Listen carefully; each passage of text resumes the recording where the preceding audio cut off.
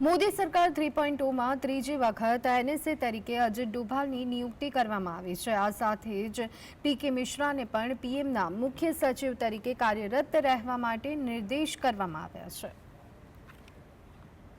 અજીત ડોભાલ રહેશે NSA. PM મોદીએ તેમને ત્રીજી વખત કર્યા નિયુક્ત। કેબિનેટની નિમણૂક સમિતિએ આપી લીલી ઝંડી। વડાપ્રધાન મોદીએ ત્રીજી વખત શપથ ગ્રહણ કર્યા બાદ યુદ્ધના ધોરણે કામગીરી શરૂ કરી છે। જમ્મુ કાશ્મીરમાં થઈ રહેલા આતંકી હુમલાઓને લઈને બેઠક યોજવામાં આવી તો અનેક મહત્વના અધિકારીઓની જવાબદારી પણ સીમિત કરવામાં આવી છે। મોદી સરકાર 3.0માં ત્રીજી વખત અજીત ડોભાલને એનએસએ પદ પર નિયુક્ત કરવામાં આવ્યા છે। આ સાથે જ પીકે મિશ્રાને વડાપ્રધાનના મુખ્ય સચિવ તરીકે યથાવત રાખવામાં આવ્યા છે। કેબિનેટની નિમણૂક સમિતિએ રાષ્ટ્રીય સુરક્ષા સલાહકાર તરીકે પૂર્વ આઈપીએસ અજીત ડોભાલને નિમણૂકને લીલી ઝંડી આપી છે। ભારતના જેમ્સ બોન્ડ ડોભાલ બન્યા રહેશે એનએસએ। અજીત ડોભાલના નામથી ડરે છે આતંકિસ્તાન। કીર્તિ ચક્રથી સન્માનિત એકમાત્ર અધિકારી। સર્જિકલ સ્ટ્રાઇકના માસ્ટરમાઇન્ડ કહેવાતા રાષ્ટ્રીય સુરક્ષા સલાહકાર અજીત ડોભાલના નામે અનેક કીર્તિમાન સ્થાપિત છે। તેઓ એકમાત્ર એવા અધિકારી છે જેનાથી આતંકિસ્તાન એટલે કે પાડોશી દેશ પાકિસ્તાન પણ ડરે છે। તેમને ભારતના જેમ્સ બોન્ડ તરીકે ઓળખવામાં આવે છે।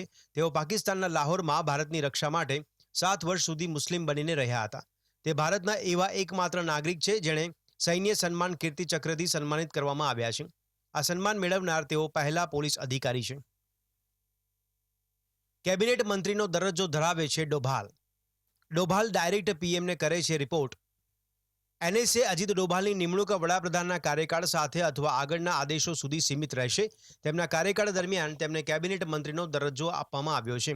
તેમની નિમણૂકના નિયમો અને શરતો અલગથી સૂચિત કરવામાં આવે છે। ત્યારે અજીત ડોભાલના રસપ્રદ ઇતિહાસ અંગે વાત કરવામાં આવે તો પોલીસ અધિકારી તરીકે તેમણે અનેક ઓપરેશન કર્યા છે। તેમણે કોંગ્રેસ સાથે પણ એટલું જ કામ કર્યું છે જેટલું તેમણે ભાજપની મોદી સરકાર સાથે કર્યું છે। ડોભાલે સૌથી પહેલા મિઝો એકોર્ડમાં તેમની મહત્વની ભૂમિકા ભજવી હતી। જ્યારે સિક્કિમને રાજ્યનો દરજ્જો આપવામાં આવ્યો ત્યારે પણ તેમણે મહત્વની ભૂમિકા ભજવી હતી।